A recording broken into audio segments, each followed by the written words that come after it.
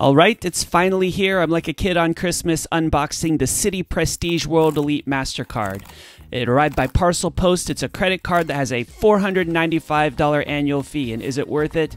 Oh yes, it's got a big travel credit that amounts to $250 in value. You get the fourth night free benefit on 2 of your hotel stays, plus you get a $100 global entry credit. You get 5 times the thank you points on dining, travel, and 3 times on cruises, which I don't really use, but whatever. 50,000 point sign-up bonus, looking at some terms and conditions here, and a priority pass membership, which gives you lounge and restaurant credits all over the world. Here's the money.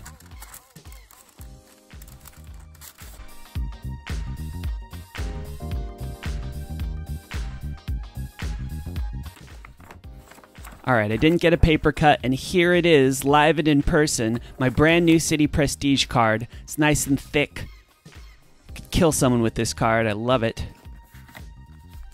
Here's some terms of service.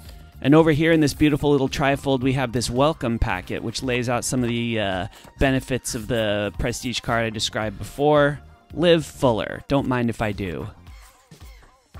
It's primarily a travel rewards card. The fourth night free benefit, annual fee credit, TSA pre-check and global entry, lounge access by priority pass, all of these rewards. Oh, it's got 3x points on hotels as well. That's super cool.